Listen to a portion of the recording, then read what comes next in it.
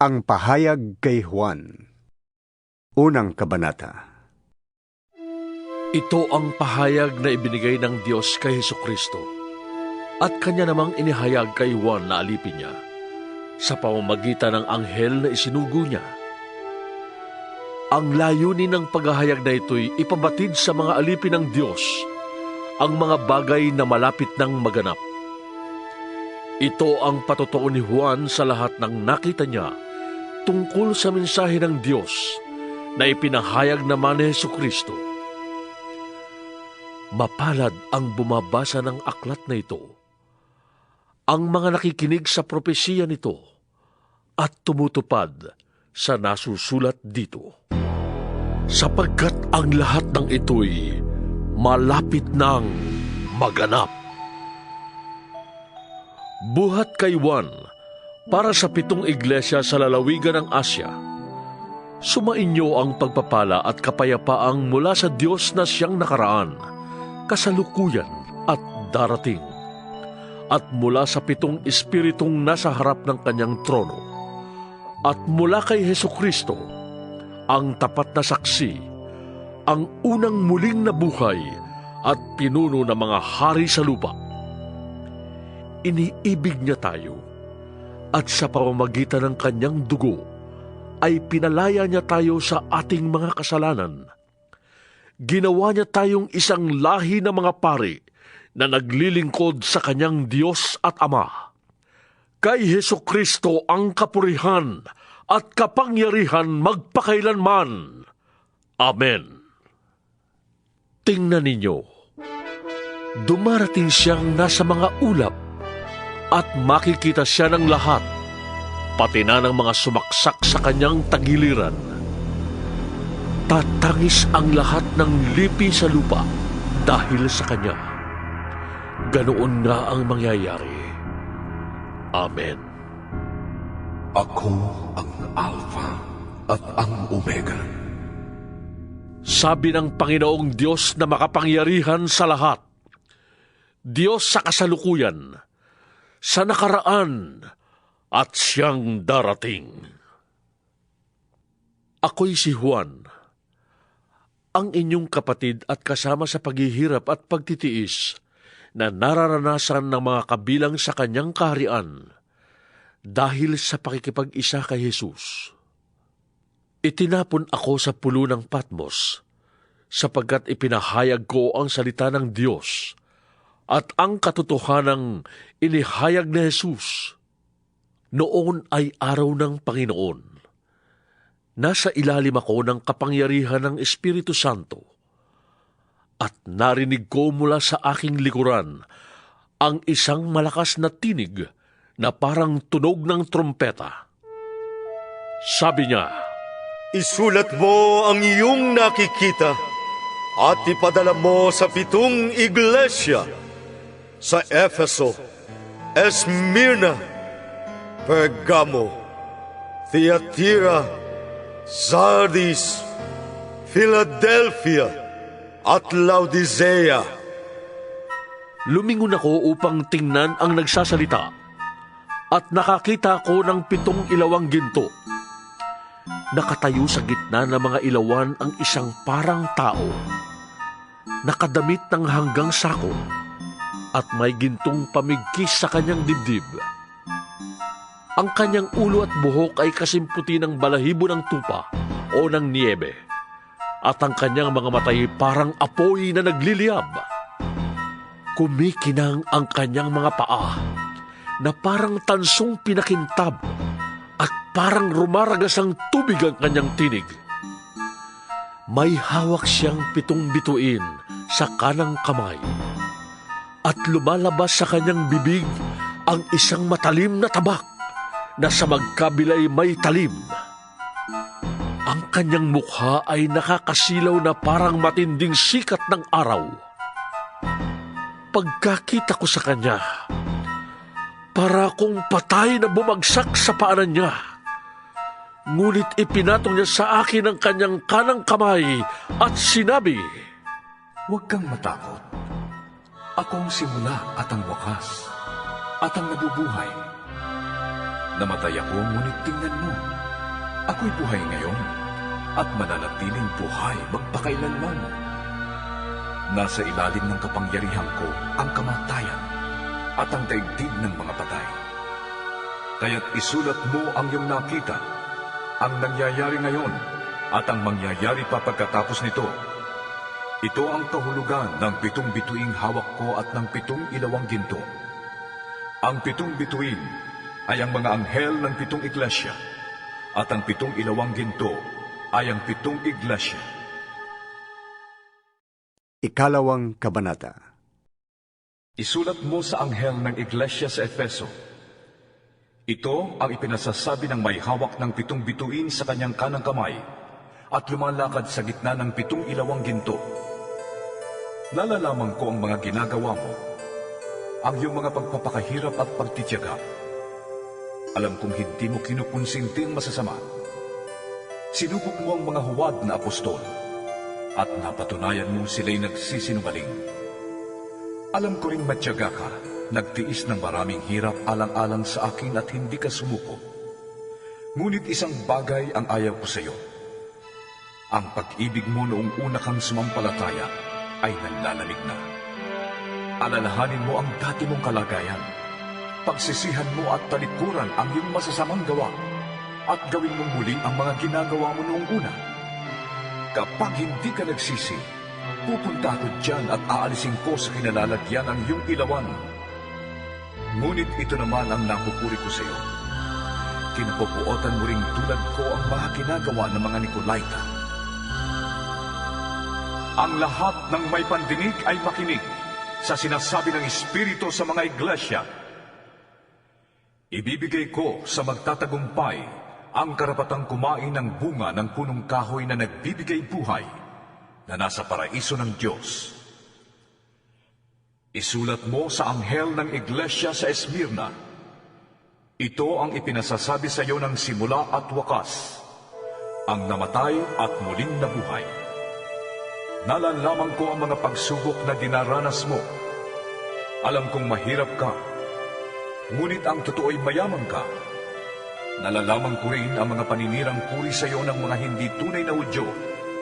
Ngunit ang totoo, sila'y mga kampon ni Satanas. Huwag kang matakot sa mga pag-uusig na malapit mo nang darasin. Makinig ka. Ipabibilanggo ng Diablo ang ilan sa inyo bilang pagsubok. Magtitiis kayo sa loob ng 10 araw. Manatili kang tapat hanggang kamatayan. At gagantimpalaan kita ng maluwalhating buhay. Ang lahat ng may pandinig ay makinig sa sinasabi ng Espiritu sa mga iglesia. Ang magtatagumpay ay hindi makakaranas ng pangalawang kamatayan. Isulat mo sa anghel ng iglesia sa Pergamo. Ito ang ipinasasabi ng may hawak ng matalas na tabak na sa magkabilay may talim. Nalalaman ko kung saan ka nakatira, sa lugar na pinaghaharian ni Satanas. Ngunit nananatili kang tapat sa akin. Hindi mo tinalikuran ang iyong pananalig sa akin, kahit noong si Antipas na tapat kong lingkod ay patayin dyan sa gitna ninyo sa bayang tinitirhan ni Satanas. Ngunit may hinanakit ako sa iyo. May ilan sa inyo na sumusunod sa turo ni Balaam na nagturo kay Balak upang mahikayat ang mga Israelita upang magkasala. Kaya't kumain sila ng mga pagkain inihandog sa mga Diyos-Diyosan at gumawa sila ng mga kahalayan. May ilan din sa inyong sumusunod sa turo ng mga Nicolaita. Kaya nga, pagsisihan ninyo at talikdan ang inyong mga kasalanan. Kung hindi, pupunta ko dyan sa lalong madaling panahon at bubuksain ko ang mga taong yun sa pamamagitan ng tabak na lumalabas sa aking bibig. Ang lahat ng may pandinig ay makinig sa sinasabi ng Espiritu sa mga iglesia. Ang magtatagumpay ay bibigyan ko ng nakatagong pagkain mula sa langit. Bibigyan ko rin siya ng batong puti na kinasusulatan ng isang bagong pangalan na walang sinumang nakakaalam maliban sa tatanggap niyon. Isulat mo sa anghel ng iglesia sa Tiatira. Ito ang sinasabi ng anak ng Diyos na may mga matang parang apoy na nagliliyab at mga paang kumikinang na parang tansong pinakintab. Nalalaman ko ang mga ginagawa mo, ang iyong pag-ibig, katapatan, paglilingkod at pagtitiyaga. Nalalaman kong ang mga ginagawa mo ngayon ay higit kaysa noong una. Ngunit ito ang masasabi ko laban sa iyo. Pinapayagan mo si Jezebel, ang babaeng nagpapanggap na propeta, na magturo at linlangin ang aking mga lingkod upang gumawa sila ng kahalayan at kumain ng pagkain inihandog sa mga Diyos-Diyosan. Binigyan ko siya ng sapat na panahon upang pagsisihan at talikdan ang mahalay na pamumuhay. Ngunit ayaw niya. Kaya nga magkakasakit siya ng malubha. Pati ang mga kasama niya sa pangangalo niya. Darana sila ng matinding hirap kung hindi nila pagsisisihan at tatalikuran ang kahalayang ginawa nila sa piling niya. Papatayin ko rin ang kanyang mga anak upang malaman ng mga iglesia na ako ang nakakaalam sa puso't isip ng mga tao. Gagantihan ko ang bawat isa sa inyo ayon sa inyong mga gawa. Ngunit para sa ibang mga taga-Tiatira na hindi nakinig sa masamang turo ni Jezebel at hindi natuto ng tinatawag na mananalig na lihim ni Satanas, ito ang sinasabi ko sa inyo: hindi ko kayo bibigyan ng pasanin, ngunit manatili kayong tapat sa akin hanggang sa pagdating ko. Sa magtatagumpay at tutupad ng kalooban ko hanggang wakas, ibibigay ko ang pamamahala sa mga bansa. Mamamahala siya sa pamamagitan ng kamay na bakal at dudurugin niya ang mga bansa na parang mga palayok. Ibinibigay ko ito kung paanong ibinigay ito sa akin ng Ama. Ibibigay ko rin sa kanya ang tala sa umaga. Ang lahat ng may pandinig ay makinig sa sinasabi ng Espiritu sa mga iglesia. Ikatlong Kabanata. Isulat mo sa anghel ng iglesia sa Sardis. Ito ang sinasabi ng nagtataglay ng 7 Espiritu ng Diyos at ng 7 bituin. Nalalaman ko ang ginagawa mo. Ipinapalagay kang buhay, ngunit ang totoo, ikaw ay patay. Kaya't gumising ka, pag-alabin mo ang mga katangiang nalalabi pa sa iyong buhay upang hindi tutuluyang mamatay. Nakikita kong hindi paganap ang mga nagawa mo sa paningin ng aking Diyos. Kaya nga, alalahanin mo ang mga bagay na iyong tinanggap at narinig. Isagawa mo ang mga yon at pagsisihan mo talikdan ang iyong kasamaan. Kung hindi ka gigising, pupunta ko dyan na gaya ng isang magnanakaw at hindi mo malalaman ang oras ng aking pagdating. Ngunit may ilan sa inyo dyan sa Sardis na nag-ingat na mapanatiling malinis ang kanilang damit, kaya't kasabay ko silang maglalakad na nakasuot ng puti, sapagkat sila'y karapat-dapat. Ang magtatagumpay ay magdaramit ng puti, at hindi ko kailanman aalisin sa aklat ng buhay ang kanyang pangalan. Kikilalanin ko siya sa harap ng aking Ama at ng kanyang mga anghel. Ang lahat ng may pandinig ay makinig sa sinasabi ng Espiritu sa mga iglesia. Isulat mo sa anghel ng iglesia sa Philadelphia. Ito ang sinasabi ng banal at mapagkakatiwalaan, ang may hawak ng susi ni David. Walang makakapagsara ng anumang buksan niya, at walang makakapagbukas ng anumang sarhan niya. Nalalaman ko ang mga ginagawa mo. Alam kong mahina ka, ngunit sinusunod mo ang aking salita, at naging tapat ka sa akin. Kaya't binuksan ko para sa iyo ang isang pinto na hindi maisasara ng kahit sino.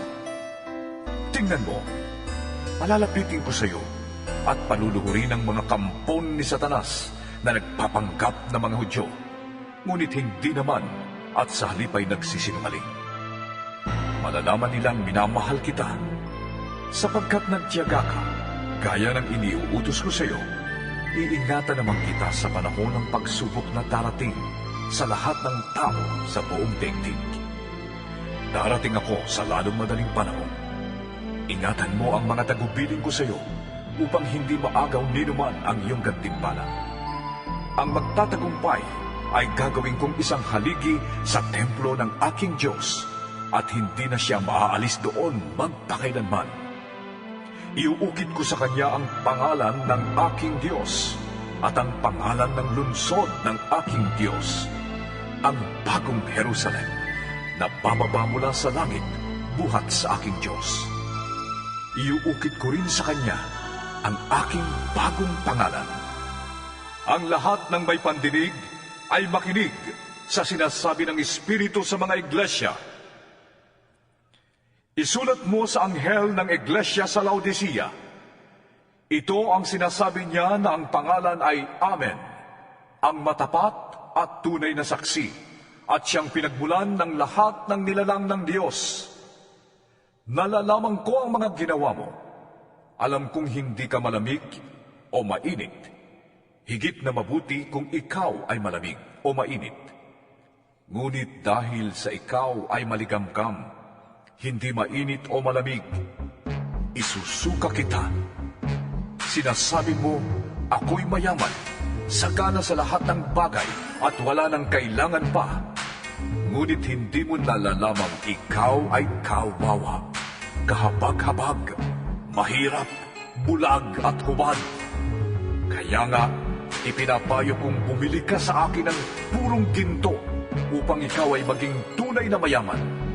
Bumili ka rin sa akin ng puting damit upang matakpan ang nakakahiyamong kahubaran at ng gamot sa mata upang ikaw ay makakita.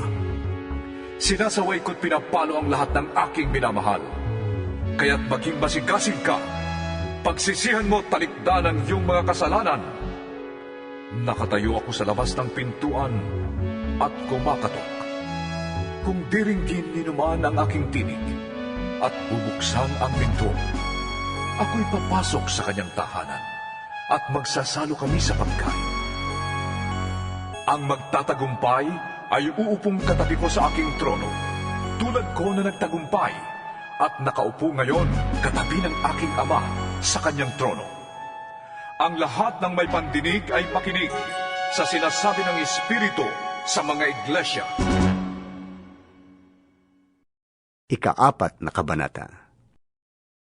Pagkatapos kong masaksihan ng mga bagay na ito, nakita ko sa langit ang isang bukas na pinto.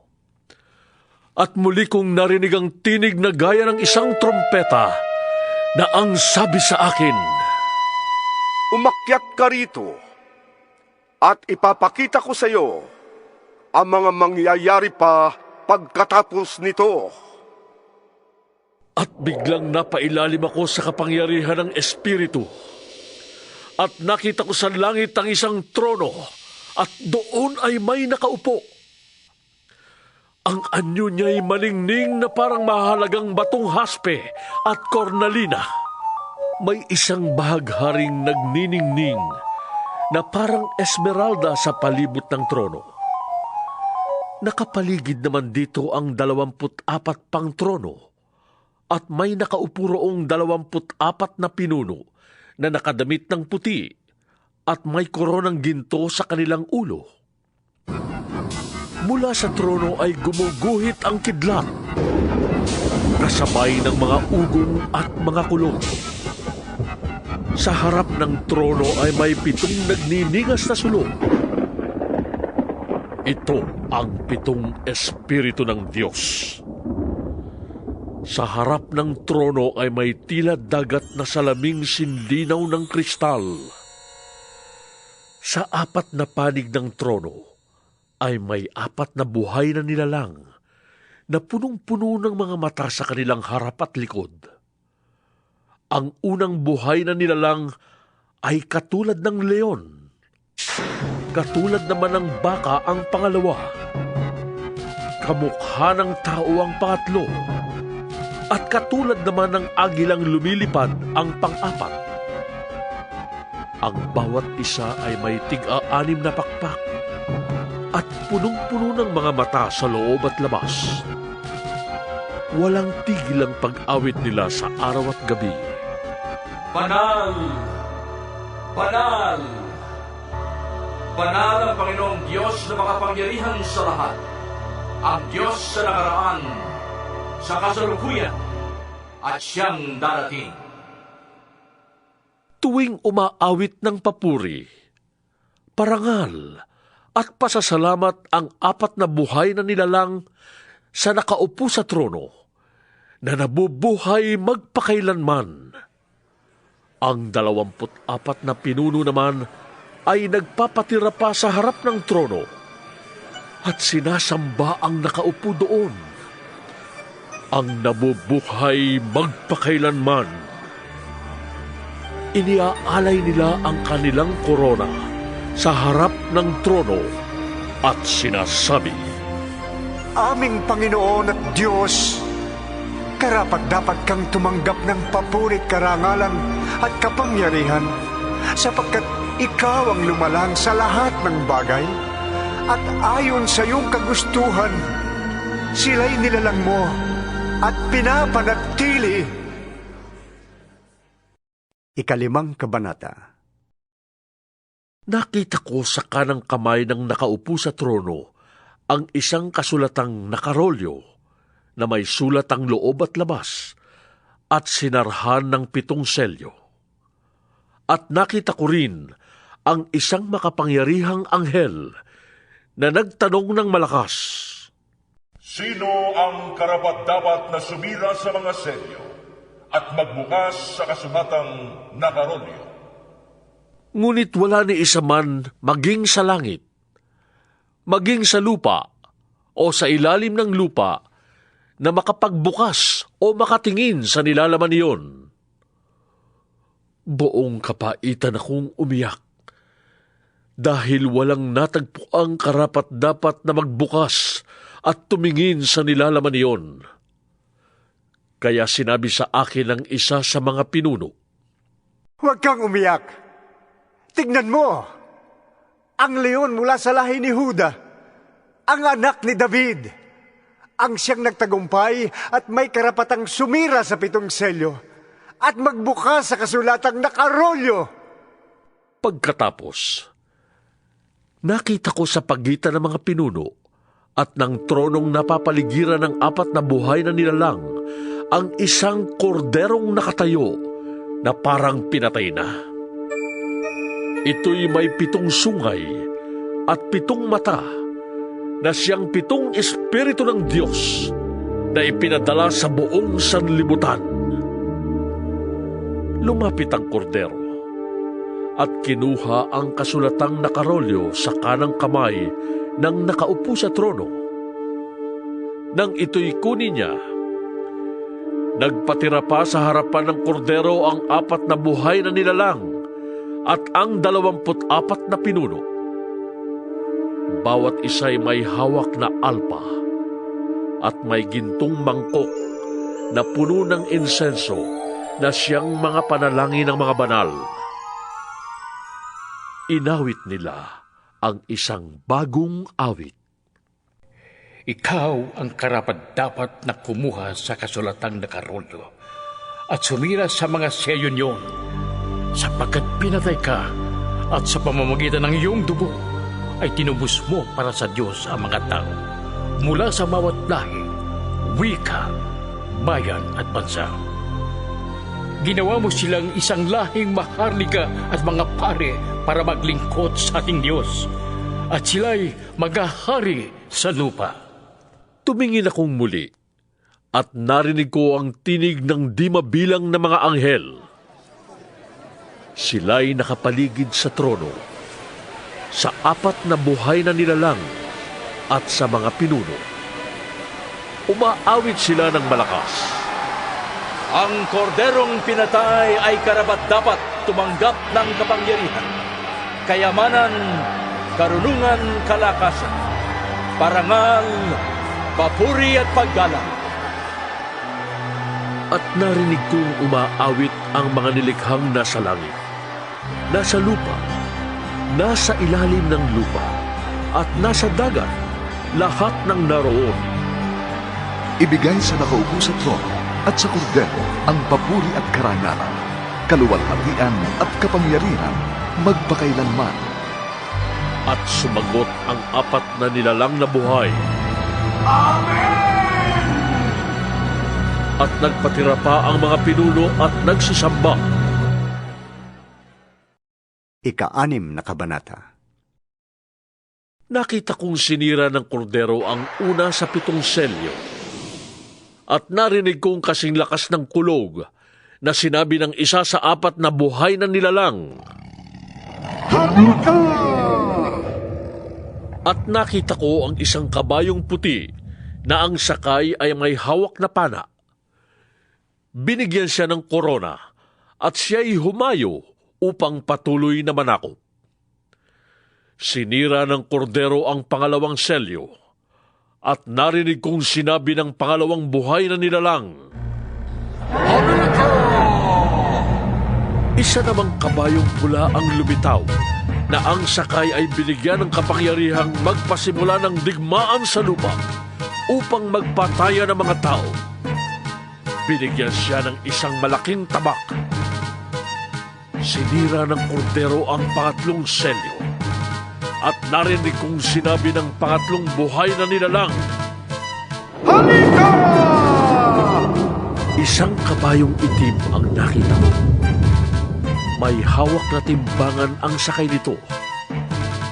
May narinig akong parang isang tinig buhat sa kinaroroonan ng 4 na buhay na nilalang na nagsabi, Isang takal na trigo lamang ang mabibili ng sahod sa maghapong trabaho, at 3 takal na sibada lamang ang mabibili sa ganon ding halaga. Ngunit huwag mong pinsalain ang langis ng olibo at ang alak.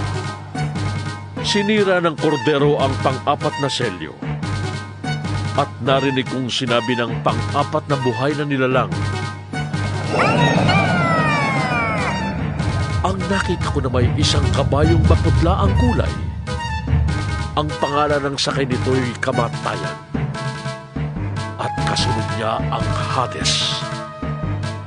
Binigyan sila ng kapangyarihan sa 4 na bahagi ng lupa upang pumatay sa pamamagitan ng tabak, gutom, salot, at mababangis na hayop. Sinira ng kordero ang 5 selyo at nakita ko sa ilalim ng dambana ang kaluluwa ng mga pinatay dahil sa salita ng Diyos at sa matapat na pagsaksi nila dito. Ubus lakas silang sumigaw. O Panginoong makapangyarihan, banal at tapat, huwag na po ninyong patagalin ang paghatol at pagpaparusa sa mga taong pumatay sa amin. Binigyan ng puting kasuotan ang bawat isa sa kanila at sinabi sa kanilang magpahinga ng kaunti pang panahon hanggang sa mabuo ang bilang ng kanilang mga kapatid at kasamahan sa paglilingkod kay Kristo na papataying ding tulad nila. At sinira ng kordero ang 6 na selyo. Lumindol ng malakas. Ang araw ay nangitim na parang damit na panluksa at ang buwan ay naging kasimpula ng dugo. Nalaglag mula sa langit ang mga bituin, parang mga bubot na bunga ng igos kung binabayo ng malakas na hangin.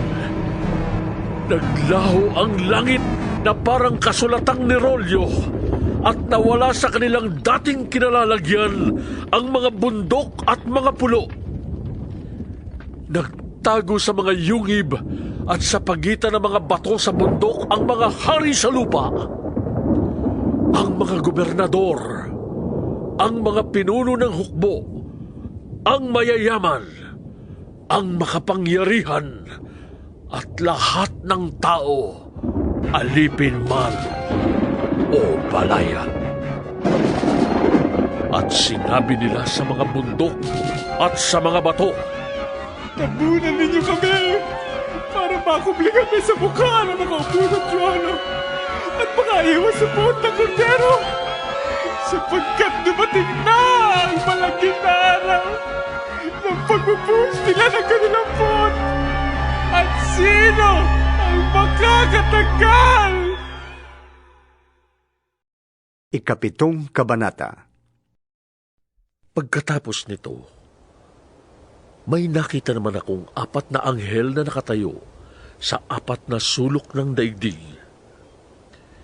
Pinipigil nila ang 4 na hangin upang wag munang umihip sa lupa, sa dagat, o sa alinmang punong kahoy. At nakita kong umaakyat sa gawing silangan ang isa pang anghel.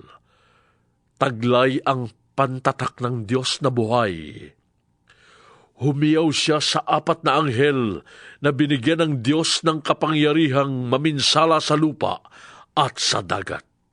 Huwag muna ninyong pinsalain ang lupa, ang dagat, o ang mga punong kahoy, hanggat hindi pa natin nalalagyan ng tatak sa noo ang mga lingkod ng ating Diyos.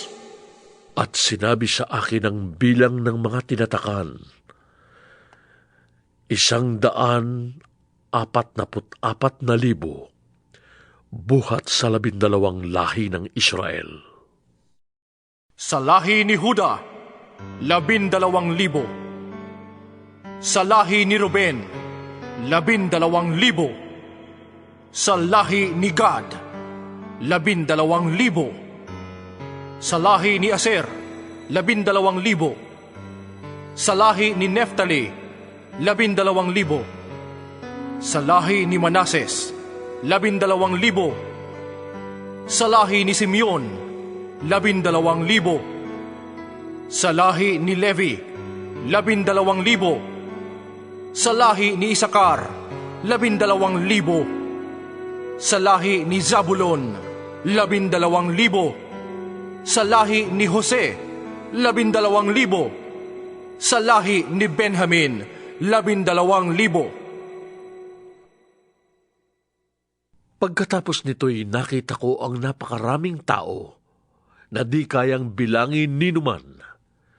Sila'y mula sa bawat bansa, lahi, bayan at wika. Nakatayo sila sa harap ng trono at ng kordero. Nakadamit ng puti at may hawak na mga palaspas. Sinasabi nila ng malakas, "Ang kaligtasan ay mula sa kordero at sa ating Diyos na nakaupo sa trono." Tumayo ang lahat ng anghel sa palibot ng trono at ng mga pinuno at ng 4 na nilalang na buhay. At sila'y nagpatira pa sa harap ng trono at sumamba sa Diyos. Sabi nila, Amen! Sa ating Diyos ang papuri, kalwalhatian, karunungan, pasasalamat, karangalan, kapangyarihan at lakas magpakailanman. Amen! Tinanong ako ng isa sa mga pinuno, Sino ang mga taong nakadamit ng puti? At saan sila nanggaling? Ginoo, kayo po ang nakakaalam. Ang sagot ko. At sinabi niya sa akin, Sila ang mga nagtagumpay sa gitna ng matinding paghihirap. Nilinis nila at pinaputi sa dugo ng kordero ang kanilang damit. Iyan ang dahilan kung bakit sila ay nasa harap ng trono ng Diyos at naglilingkod sa Kanya sa templo araw at gabi. At ang nakaupo sa trono ang kukup-kup sa kanila. Hindi na sila magugutom ni mauuhaw. Hindi na sila mabibilad sa araw ni mapapaso ng anumang matinding init. Sapagkat ang korderong nasa gitna ng trono ang magiging pastol nila. Sila'y dadalhin niya sa mga bukal ng tubig na nagbibigay buhay at papahirin ng Diyos ang bawat luha sa kanilang mga mata. 8 Kabanata.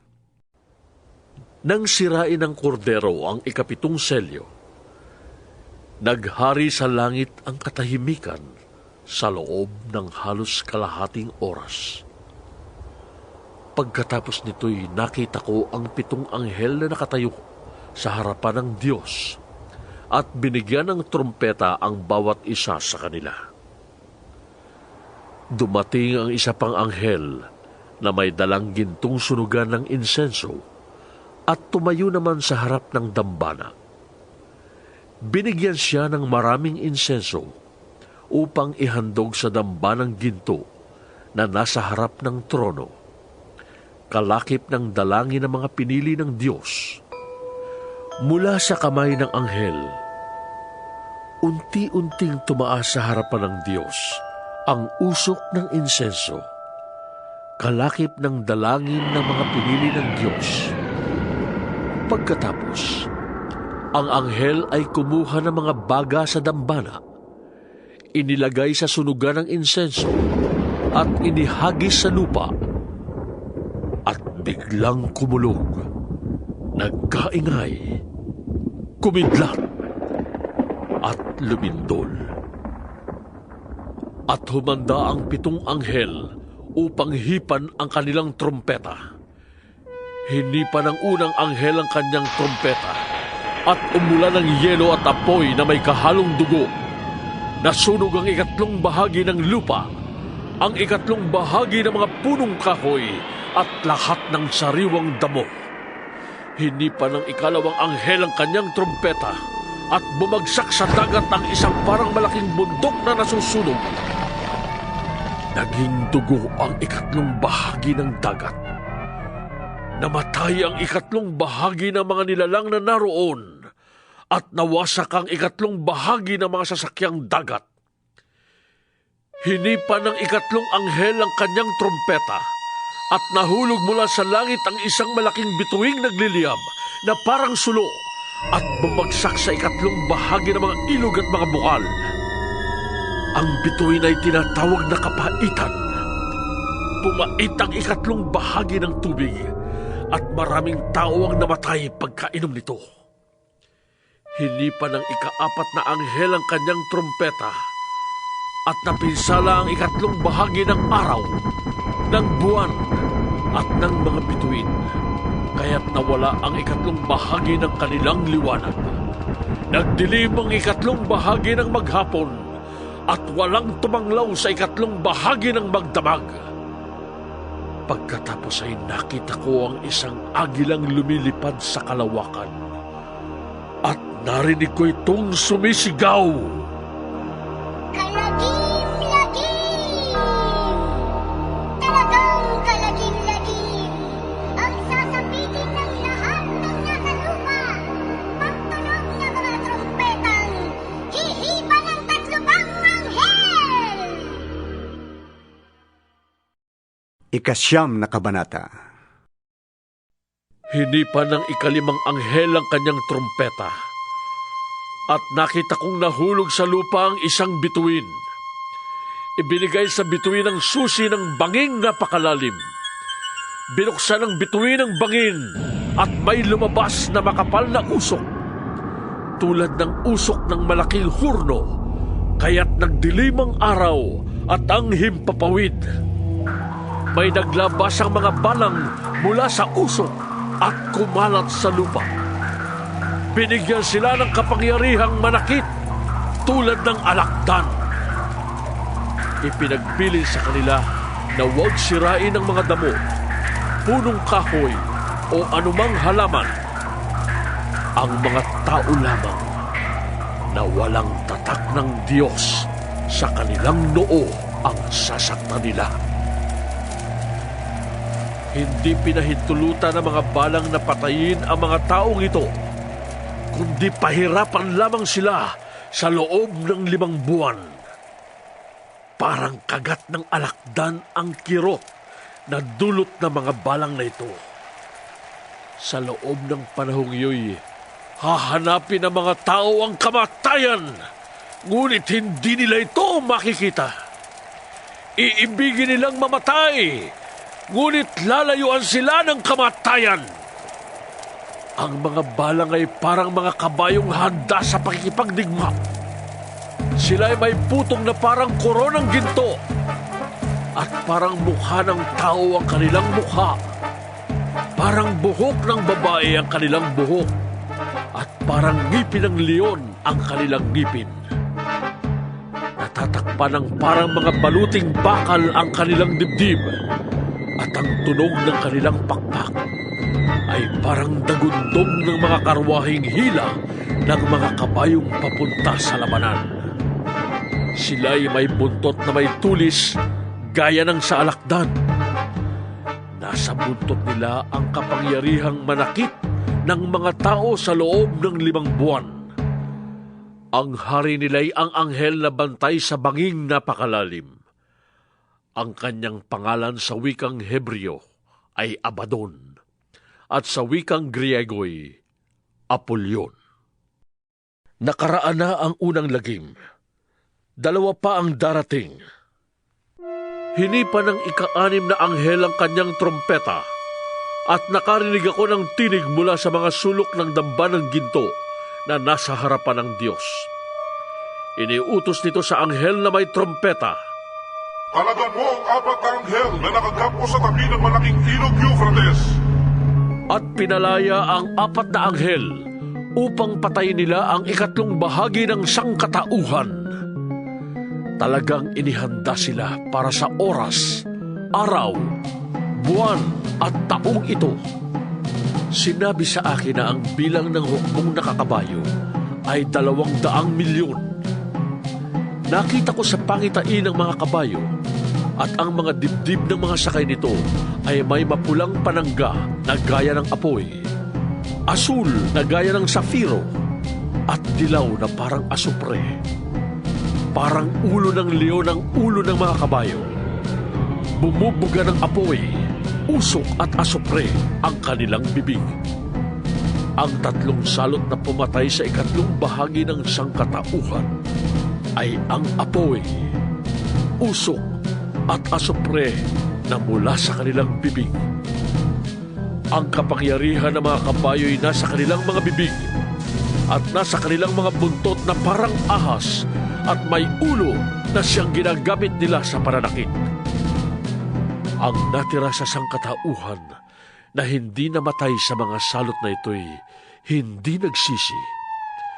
Hindi sila tumalikod ni tumigil ng pagsamba sa mga demonyo at sa mga Diyos-Diyos ang ginawa ng kanilang kamay, mga larawang ginto, pilak, tanso, bato at kahoy na di nakakakita, nakakarinig o nakakalakad man. Ni hindi rin nila pinagsisihan ang kanilang mga pagpatay, pangkukulam, kahalayan at pagnanakaw. 10 kabanata. Pagkaraan nito, nakita ko ang isa pang makapangyarihang anghel na bumababa mula sa langit. Siya'y nababalot ng ulap at may bahaghari sa kanyang ulunan. Nagniningning na parang araw ang kanyang mukha at parang mga haliging apoy ang kanyang mga binti. May tangan siyang isang maliit na kasulatang nakabukas. Itinuntong niya sa dagat ang kanyang kanang paa at sa lupa naman ang kaliwa. Sumigaw siya at ang kanyang tinig ay parang atungal ng leon. Tinugon siya ng dagundong ng 7 kulog.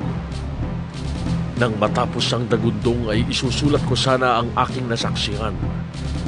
Ngunit narinig ko mula sa langit ang isang tinig na nagsabi, Ilihim mo ang sinabi ng 7 kulog.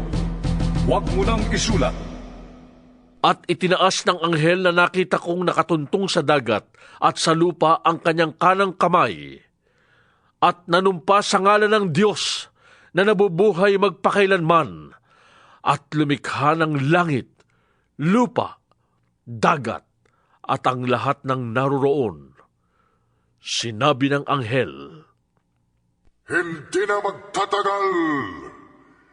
Sa araw na hipan ng 7 anghel ang kanyang trompeta, isasagawa na ng Diyos ang lihim niyang plano, gaya ng ipinahayag niya sa mga propeta na kanyang mga lingkod. Pagkatapos ay kinausap akong muli ng tinig na narinig kong nagsasalita mula sa langit. Lumapit ka sa anghel na nakatuntong sa dagat at sa lupa, at kunin mo ang hawak niyang kasulatang nakabukas. Nilapitan ko nga ang anghel, at hiningi ang kasulatan.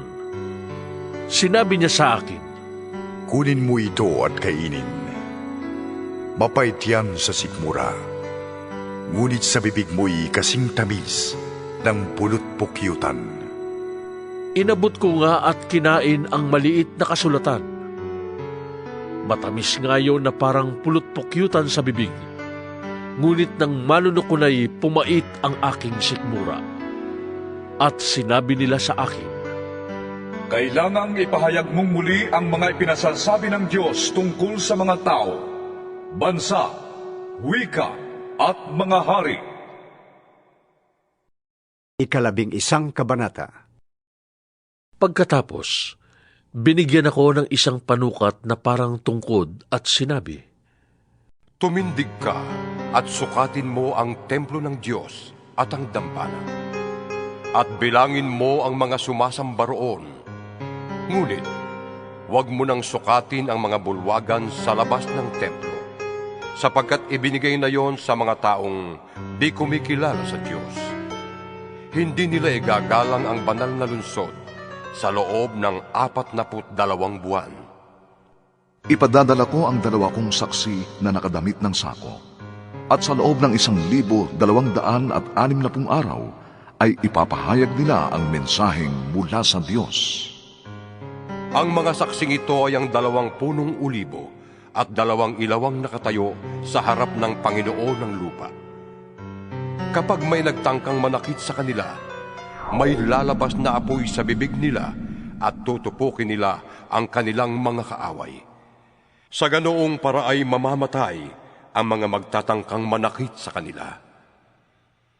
May kapangyarihan silang isara ang langit upang hindi umulan sa panahon ng pagpapahayag nila ng mensaheng mula sa Diyos. May kapangyarihan din silang gawing dugo ang tubig at magpadala ng anumang salot sa lupa tuwing maibigan nila. Pagkatapos nilang magpatotoo, aahon ng halimaw na nasa bangin at makikipaglaban sa kanila.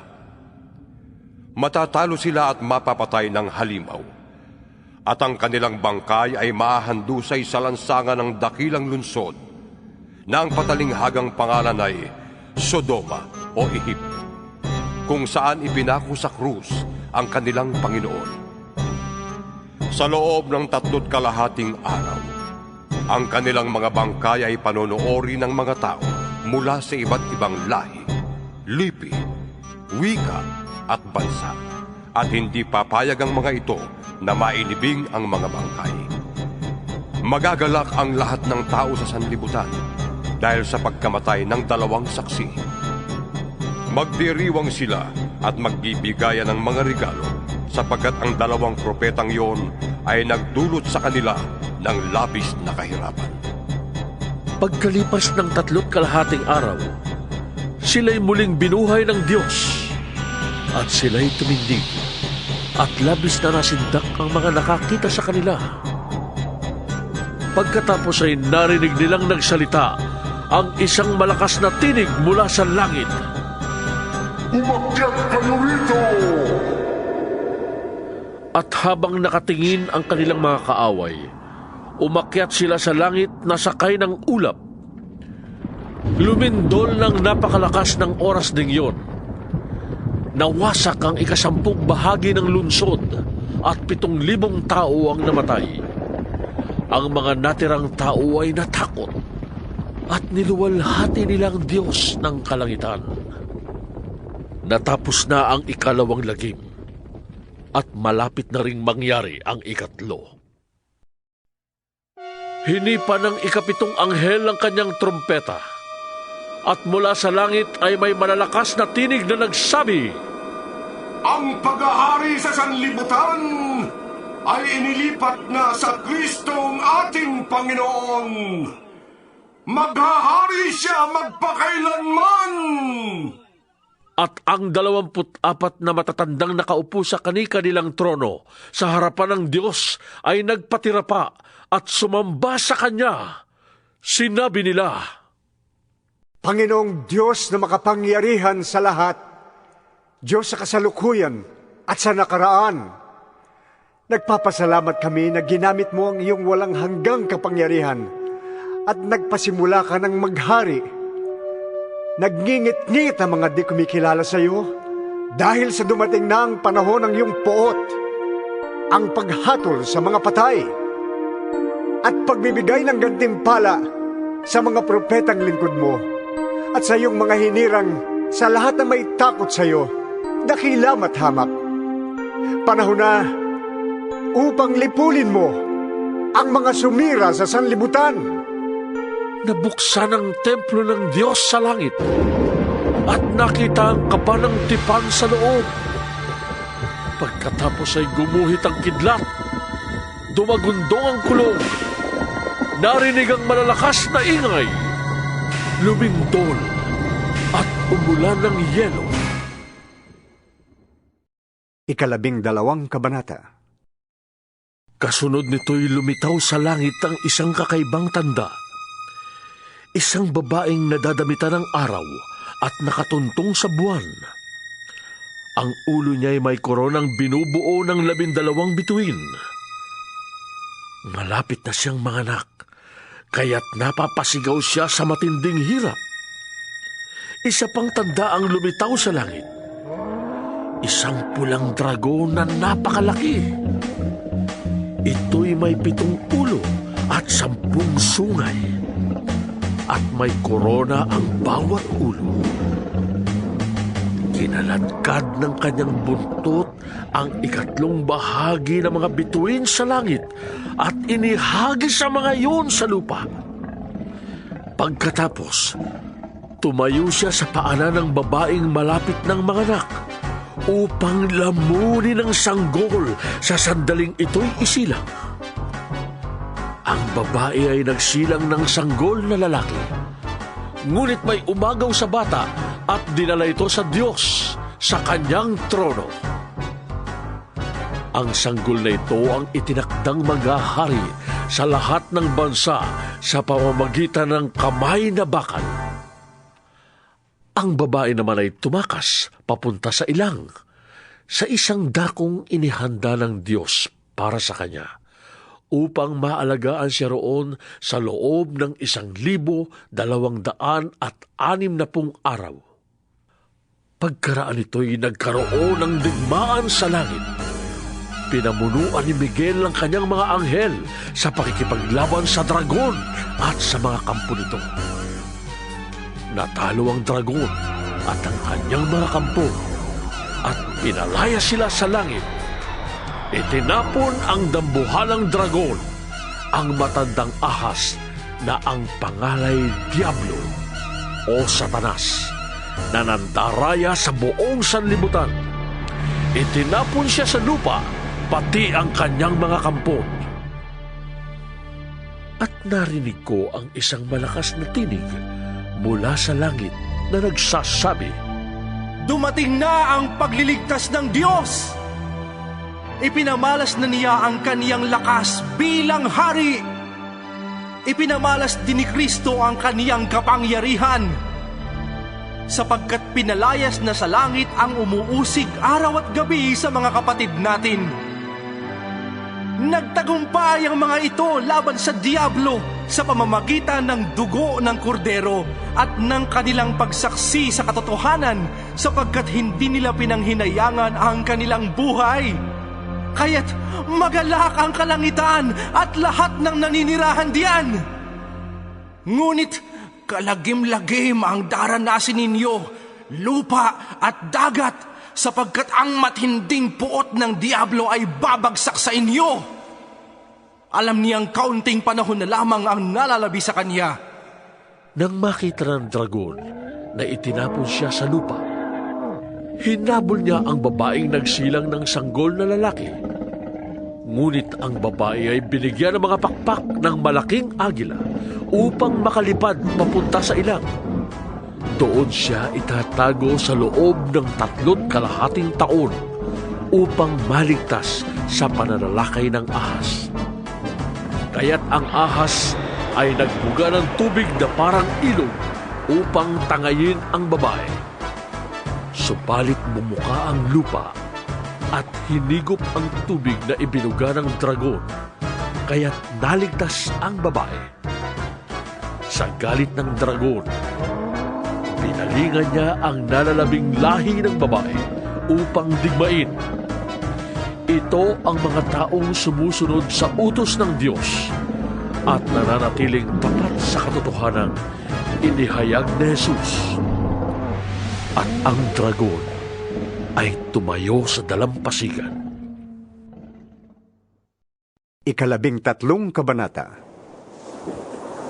Pagkatapos ay nakita kong umahon sa dagat ang isang halimaw na may 7 ulo at 10 sungay.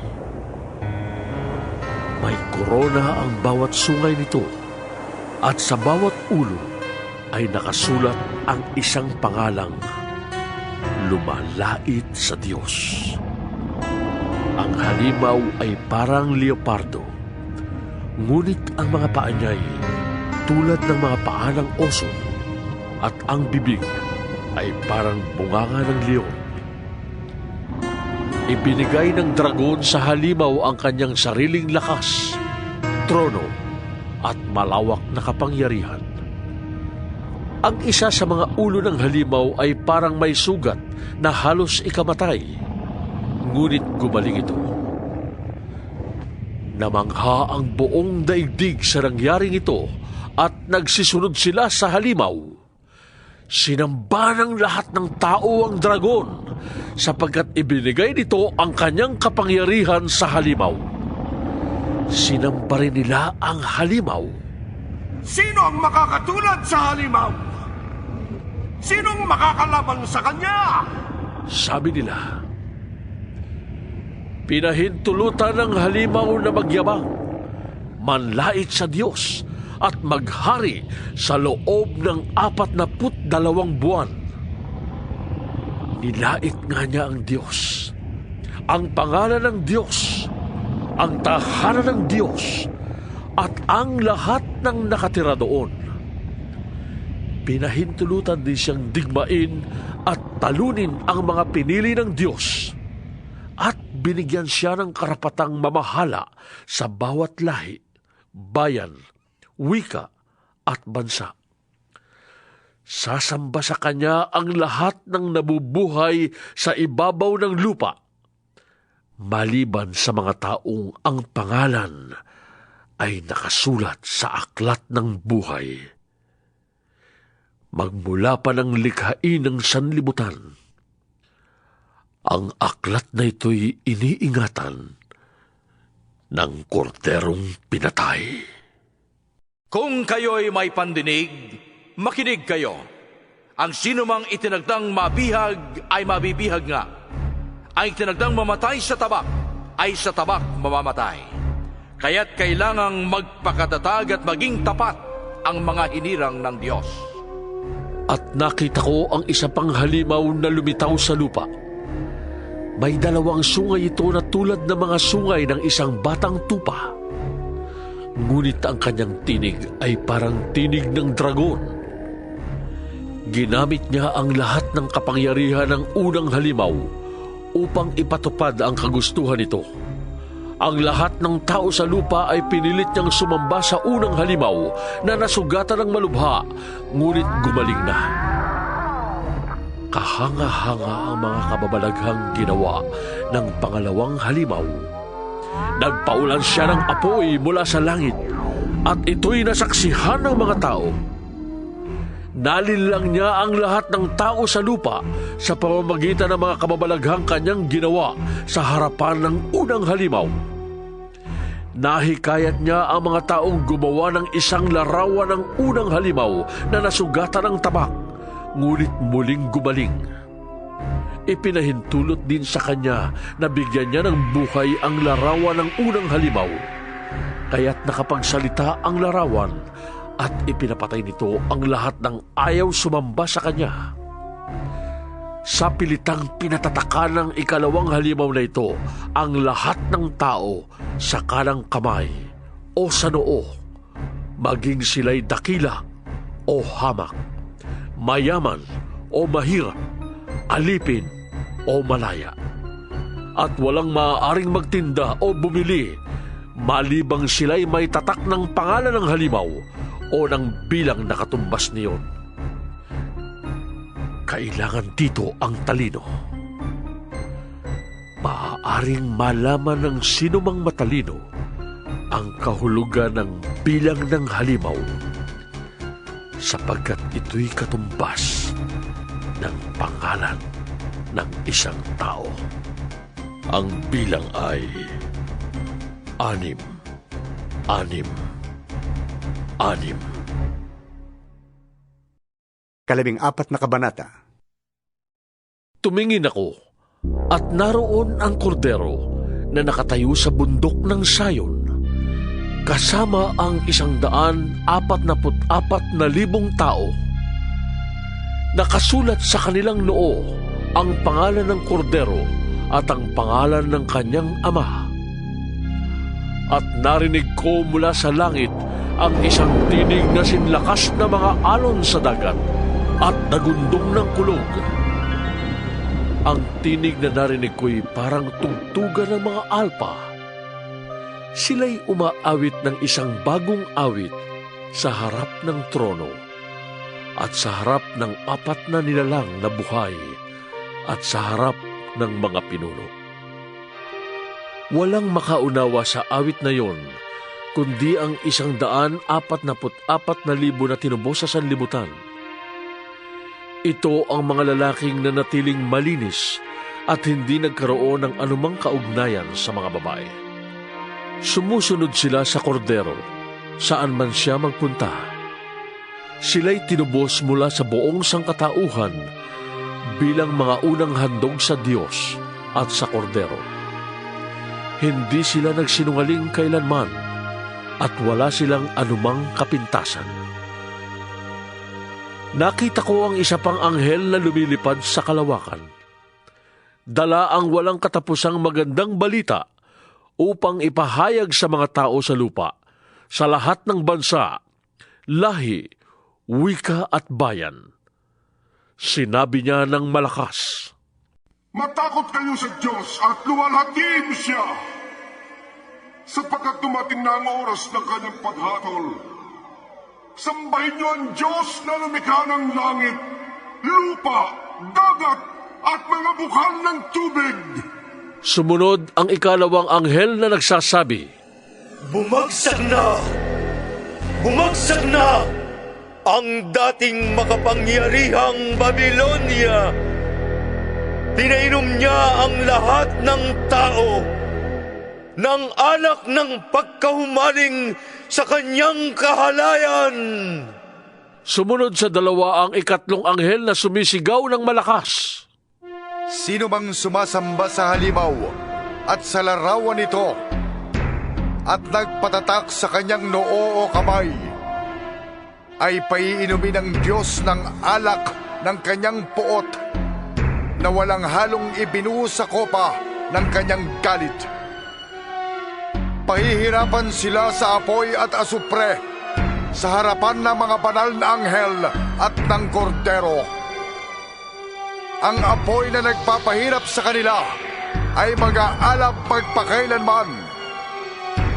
Araw at gabi ay maghihirap ng walang pahinga ang mga sumamba sa halimaw at sa kanyang larawan at ang mga natatakan ng kanyang pangalan.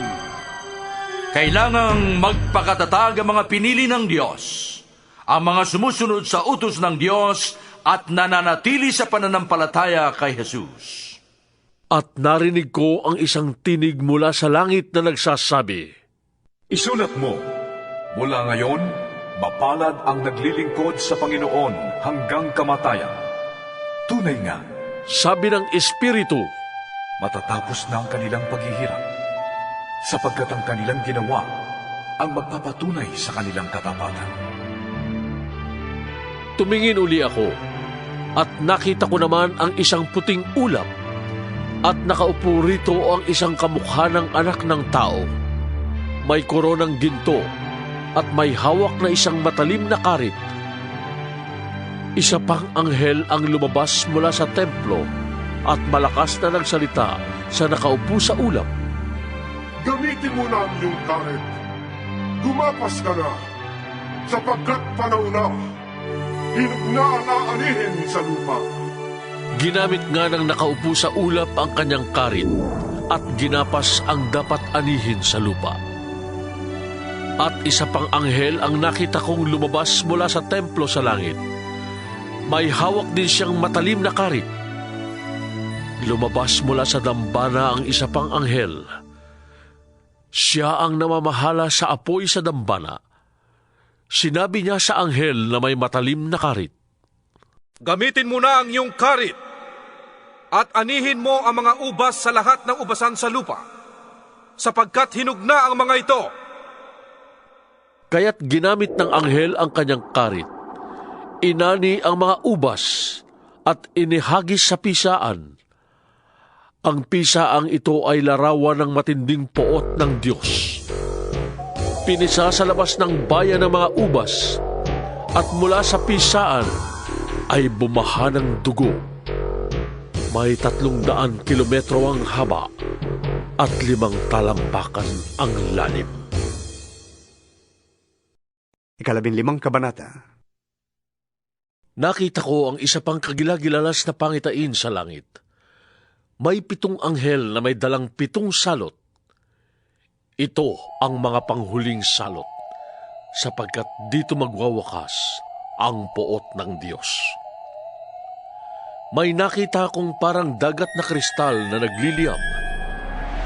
Nakita ko rin ang mga nagtagumpay laban sa halimaw at sa larawan nito, at sa nagtataglay ng bilang nakatumbas ng kanyang pangalan. Nakatayo sila sa dagat na kristal. Hawak ang mga alpang bigay sa kanila ng Diyos.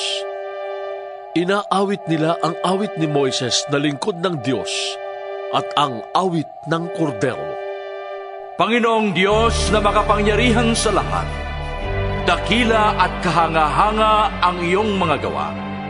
O Hari ng mga bansa, matuwid at totoo ang iyong mga daan. Sino ang hindi matatakot sa iyo, Panginoon? Sino ang tatangging magpahayag ng iyong kadakilaan? Ikaw lamang ang banal. Lahat ng mga bansa ay lalapit at sasamba sa iyo, sapagkat nakita ng lahat ang matuwid mong mga gawa. Pagkatapos nito'y nakita ko ring bumukas ang templo sa langit, ang toldang tipanan ng Diyos at ng tao. Lumabas mula sa templo ang 7 anghel na may dalang 7 salot. Nakasuot sila ng malinis na linong nakakasilaw sa kaputian at may gintong pamigkis sa dibdib. Ibinigay sa kanila ng isa sa 4 na nilalang na buhay ang 7 mangkok na ginto na punong-puno ng poot ng Diyos na nabubuhay magpakailanman. Ang templo ay napuno ng usok na nagmumula sa kadakilaan at kapangyarihan ng Diyos, at walang makapasok sa templo hanggat hindi natatapos ang 7 salot na dala ng 7 anghel. 16 na kabanata. Mula sa templo'y narinig ko ang isang malakas na tinig na nag-uutos sa 7 anghel. Lumakad na kayo at ibuhos ninyo sa lupa ang poot ng Diyos na laman ng 7 mangkok. At umalis ang unang anghel at ibinuhos sa lupa ang laman ng dala niyang mangkok. At nagkaroon ng mahapdi at nakakapandiring sugat ang mga taong may tanda ng halimaw at sumamba sa kanyang larawan. Ibinuhos ng 2 anghel ang laman ng kanyang mangkok sa dagat, at ang tubig ay naging parang dugo ng patay, at namatay ang lahat ng nilikhang nabubuhay sa dagat. Ibinuhos ng 3 anghel ang laman ng kanyang mangkok sa mga ilog at mga bukal, at naging dugo rin ang mga ito. At narinig kong sinabi ng anghel na namamahala sa mga tubig, Ikaw ang matuwid na nabubuhay ngayon at noong una, ang banal, sapagkat hinatulan mo ang mga bagay na ito. Ang mga nagpadanak ng dugo ng mga pinili at ng mga propeta, ay binigyan mo ng dugo upang kanilang inumin. Iyan ang nararapat sa kanila. At narinig ko mula sa dambana ang ganitong pananalita. Oo, Panginoong Diyos na makapangyarihan sa lahat. Talagang matuwid at tama ang mga hatol mo. Ibinuhos ng ikaapat na anghel ang laman ng dala niyang mangkok sa araw. At ito'y binigyan ng kapangyarihang sunugin ang mga tao sa tindi ng kanyang init. Nasunog nga sila, ngunit sa halip na magsisi at talikdan ang kanilang mga kasalanan at magpuri sa Diyos, nilapastangan pa nila ang pangalan ng Diyos na may kapangyarihang magpadala ng ganoong mga salot. Ibinuhos ng ikalimang anghel ang laman ng hawak niyang mangkok sa trono ng halimaw at nagdilim ang kaharian nito. Napakagatlabi sa kirot ang mga tao at nilapastangan nila ang Diyos dahil sa dinaranas nilang hirap at tinamong mga sugat. Ngunit hindi rin sila nagsisi at tumalikod sa masasama nilang gawain. Ibinuhos ng ika-6 na anghel ang laman ng dala niyang mangkok sa malaking ilog Euphrates. Natuyo ang ilog at nagkaroon ng landas para sa mga haring mula sa silangan. At nakita kong lumalabas mula sa bunganga ng dragon at ng halimaw at ng huwad na propeta ang 3 karumal-dumal na espiritong mukhang palaka. Ang mga ito'y mga demonyong nakakagawa ng kababalaghan. Pinuntahan nila ang lahat ng hari sa daigdig upang tipunin para sa labanan sa dakilang araw ng Diyos na makapangyarihan sa lahat. Makinig kayo! Ako'y darating na parang magnanakaw. Mapalad ang nanatiling gising at nakabihis na. Hindi siya lalakad na hubad at di mapapahiya sa harap ng mga tao. At ang mga hari ay tinipo ng mga espiritu sa lugar na tinatawag na Armageddon sa wikang Hebreo. Ibinuhos ng ika-7 anghel ang laman ng hawak niyang mangkok sa himpapawid. At may nagsalita ng malakas mula sa tronong nasa templo. Naganap na! Kumidlat, kumulog, at lumindol ng napakalakas. Ito ang pinakamalakas na lindol sa buong kasaysayan ng sangkatauhan. Talagang napakalakas. Nahati sa 3 bahagi ang malaking lunsod at nawasak ang lahat ng lunsod sa buong daigdig. Hindi nga nakaligtas sa parusa ng Diyos ang tanyag na Babilonya. Pinainom siya ng alak ng matinding poot ng Diyos. Nawala ang lahat ng pulo. Gumuho ang lahat ng bundok. Umulan ng malalaking tipak ng yelo na tumitimbang ng halos 50 kilo ang bawat isa at nabagsakan ang mga tao. At nilapastangan ng mga tao ang Diyos dahil sa nakakapangilamot na salot na dinaranas nila. 17 kabanata. Pagkatapos, ang isa sa 7 anghel na may dalang 7 mangkok ay lumapit sa akin at sinabi niya, Halika, ipapakita ko sa iyo kung paano parurusahan ang reyna ng kahalayan na nakaupo sa ibabaw ng maraming ilog. Ang mga hari sa lupa ay nakiapid sa babaeng ito at nilasing niya sa alak ng kanyang kahalayan ang lahat ng tao sa sanlibutan. Noon ay nasa ilalim ako ng kapangyarihan ng Espiritu at inihatid ako ng anghel sa dakong ilang. Nakita ko roon ang isang babaeng nakasakay sa isang pulang halimaw. Ang halimaw ay may 7 ulo at 10 sungay. Nakasulat sa buong katawan nito ang lahat ng paglapastangan sa Diyos. Ang damit ng babae ay kulay ube at pula. Ang kanyang mga alahas ay ginto, mahahalagang bato at perlas. Hawak niya ang isang gintong kopa na puno ng kanyang kasumpa-sumpang mga gawa at kahiyahiyang pangangalo niya. Nakasulat sa kanyang noo ang isang pangalang may lihim na kahulugan. Ang tanyag na Babylonia, ang ina ng mga nangangalo niya at ng lahat ng kahalayan sa lupa. At nakita kong lasing ang babaeng ito sa dugo ng mga hinirang at ng mga martir, ang mga pinatay dahil kay Jesus. Nang gilalas ako nang makita ko siya. Bakit ka nang gilalas? Tanong sa akin ng anghel. Sasabihin ko sa iyong kahulugan ng babae at ng sinasakyan niyang halimaw na may 7 ulo at 10 sungay. Ang halimaw na nakita mo ay buhay nung una, ngunit patay na ngayon. Muli itong lilitaw buhat sa banging napakalalim at tuluyang mapapahamak. Ang mga taong nabubuhay sa lupa na ang pangalan ay hindi nakasulat sa aklat ng buhay mula pa nang likhain ang sanlibutan, ay magugulat kapag nakita nila ang halimaw, sapagkat pinatay na siya, ngunit muling lilitaw. Kailangan dito ang talino at pangunawa. Ang 7 ulo ay ang 7 bundok na inuupuan ng babae. Inilalarawan din ito ang 7 hari.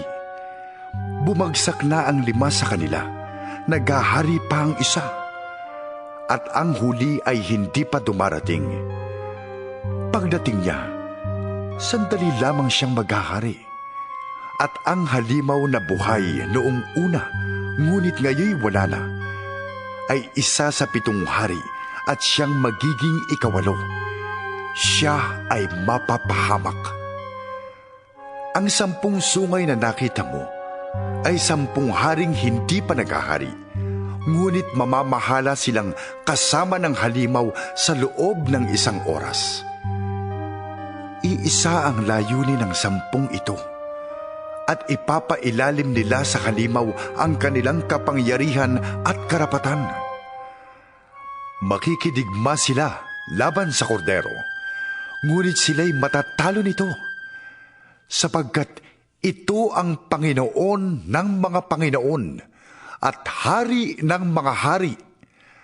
Kasama niya sa tagumpay ang kanyang mga tinawag, pinili at tapat na tagasunod.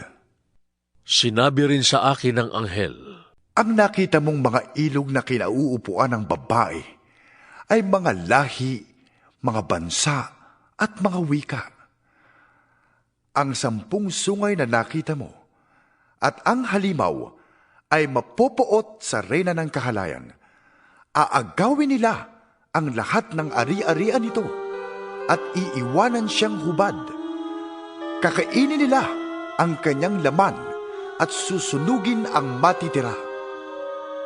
Niloob ng Diyos na sila'y magkaisa at ipailalim nila sa halimaw ang kanilang karapatan at kapangyarihan, hanggang sa maganap ang mga salita ng Diyos. Ang babaeng nakita mo ay ang tanyag na lunsod na sinusunod ng mga hari sa lupa. 18 kabanata. Pagkatapos nito, nakita kong bumababa mula sa langit ang isang anghel na may malaking kapangyarihan. Nagliwanag ang buong daigdig dahil sa kanyang kaluwalhatian. Ubus lakas siyang sumigaw. Bumagsak na! Bumagsak na ang tanyag na Babylonia. Ngayon ay tahanan na lamang siya ng mga demonyo, bilangguan ng masasamang espiritu, ng maruruming ibon at ng marurumi at kasuklam-suklam na mga hayop. Sapagkat pinainom niya ng alak ng kanyang kahalayan ang lahat ng bansa. Nakiapid sa kaniya ang mga hari sa lupa, at ang mga mangangalakal sa buong daigdig ay yumaman sa kaniyang mahalay na pamumuhay. Narinig ko mula sa langit ang isa pang tinig na nagsasabi, Umalis ka sa Babylonia, bayang ko. Huwag kang makibahagi sa kanyang mga kasalanan upang hindi ka maparusahang kasama niya, sapagkat abot na hanggang langit ang mga kasalanan niya at hindi nalilimutan ng Diyos ang kanyang kasamaan. Gawin ninyo sa kanya ang ginawa niya sa inyo. Gumanti kayo ng higit pa sa kanyang ginawa. Punuin ninyo ang kanyang kopa ng inuming higit na mapait kaysa inihanda niya sa inyo. Kung paano siya nagmataas at nagpasasa sa kalayawan, palasapin ninyo siya ng ganoon ding pahirap at kapighatian.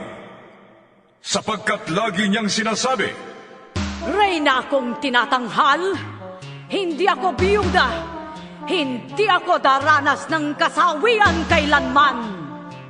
Dahil dito, sabay-sabay na daragsa sa kanya ang mga salot sa loob ng isang araw. Sakit, dalamhati at tagutom, at tutupukin siya ng apoy, sapagkat makapangyarihan ang Panginoong Diyos na humahatol sa kanya. Tatangis at iiyak ang mga haring nakiapid sa kanya at nagpasasa sa kalayawan sa piling niya. Habang tinatanaw nila ang usok ng nasusunog na lunsod, tatayo lang sila sa malayo sapagkat takot silang madamay sa dinaranas niyang parusa. Sasabihin nila, Kalagim-lagim! Kalagim-lagim ang dakilang Babylonia! Ang matatag na lungsod! Sa loob lamang ng isang oras ay naganap ang parusa sa dakila at makapangyarihang lungsod ng Babylonia! Dahil sa kanya'y tatangis din at magdadalamhati ang mga mangangalakal sa daigdig, sapagkat wala nang bibili ng kanilang paninda. Wala nang bibili ng kanilang mga ginto, pilak, alahas at perlas, mga lino, seda, telang kulay ube at pula, lahat ng uri ng mabangong kahoy, mga kagamitang yari sa pangil ng elepante, mamahaling kahoy, tanso, bakal at marmol. Wala nang bibili ng kanilang sinamon, mga pampalasa, kamanyang, mira at insenso, alak at langis, harina at trigo, mga baka at tupa, mga kabayo at karwahe, mga alipin, at pati buhay ng tao. Wala na ang lahat ng mga bagay na hinangad mo. Ang lahat ng kayamanan mo, pati na ang iyong kagandahan, ay napahamak na kasama mo. At hindi na masisilayan ng mga tao kailanman. Hindi lalapit ang mga mangangalakal na yumaman sa lungsod na iyon, sapagkat takot silang madamay sa kanyang paghihirap. Tatangi sila at magdadalamhati. Sasabihin nila, Nakakapangilabot ang nangyari sa tanyag na lungsod. Dati nadadapitan siya ng lino at telang kulay ube at pula. Napapalubitaan ng mga alahas, ginto at perlas. Sa loob lamang ng isang oras ay naglahog lahat yun. Mula sa malayo ay tumanaw ang mga kapitan, mga pasahero, at mga tripulante ng mga sasakyang dagat, at lahat ng nabubuhay sa pagdaragat. At tinangisan nila ang nasusunog na lungsod habang minamasdan ang usok na nagmumula roon. Walang katulad ang katanyagan ng lungsod na yon. Nagsabog sila ng abo sa kanilang ulo at nanangis. Kalagim-lagim! Kalagim-lagim ang nangyari sa dakilang lungsod. Yumaman ang lahat ng tumigil sa kanyang daungan. Ngunit sa loob lamang ng isang oras ay nawalan ng kabuluhan. Magalak ka, o langit, sa nangyari sa kaniya. Magalak kayo, mga hinilang, mga apostol at mga propeta, sapagkat hinatulan na siya ng Diyos dahil sa ginawa niya sa inyo. Isang makapangyarihang anghel ang bumuhat ng isang batong sinlaki ng gilingang bato. Ubus lakas niyang inihagis yon sa dagat at sinabi, Ganito ay babagsak ang tanyag na lungsod ng Babylonia at hindi na siya makikitang muli. Hindi na maririnig sa kanya ang tinig ng mga awit at ang himig ng mga tugtugan ng alpa, plauta at trompeta. Wala nang makikita sa kanyang mga dalubhasa at hindi na maririnig ang ingay ng mga gilingan. Wala nang kahit isang ilaw na magliliwanag sa kanya. Hindi na maririnig ang masasayang tinig ng mga ikinakasal, sapagkat naging makapangyarihan sa buong daigdig ang kanyang mga ngalakal at dinaya niya ang lahat ng bansa sa pamamagitan ng pangkukulam. Pinarusahan siya sapagkat pinadanak niya ang dugo ng mga propeta, mga hinirang at ng lahat ng pinatay sa sanlibutan. 19 na kabanata. Pagkatapos nito, narinig ko ang tila sama-samang tinig ng napakaraming tao sa langit na umaawit ng ganito. Purihin ang Panginoon, ang kaligtasan, ang karangalan at ang kapangyarihan ay tanging sa Diyos lamang. Matuwid at tama ang kanyang hatol. Hinatulan niya ang reyna ng kahalayan na nagpapasama sa mga tao sa lupa sa pamamagitan ng kanyang kahalayan. Pinarusahan siya ng Diyos dahil sa pagpatay niya sa mga lingkod ng Panginoon. Muli silang umawit. Purihin ang Panginoon! Walang tigil na tataas ang usok na mula sa nasusunog na lungsod! Ang 24 na pinuno at ang 4 na nilalang na buhay ay nagpatira pa at sumamba sa Diyos na nakaupo sa trono. Sabi nila, Amen! Purihin ang Panginoon! May nagsalita mula sa trono. Purihin ninyo ang ating Diyos, kayong lahat ng mga lingkod niya, maging dakila at hamak, kayong may banal na takot sa Kanya.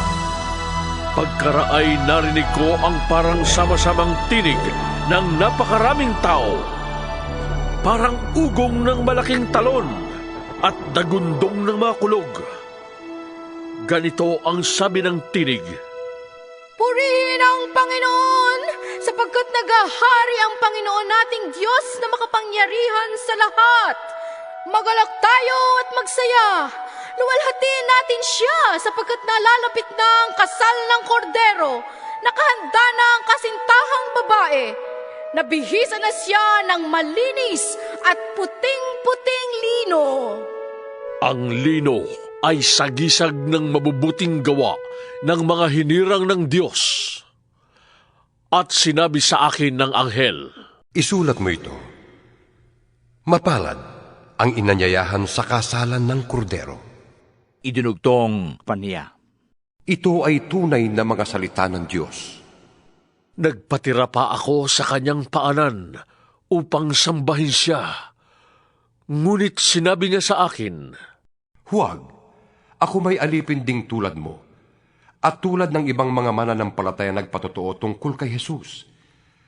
Ang Diyos ang sambahin mo, sapagkat ang katotohanang ipinahayag ni Jesus ay siyang diwa ng lahat ng ipinahayag ng mga propeta.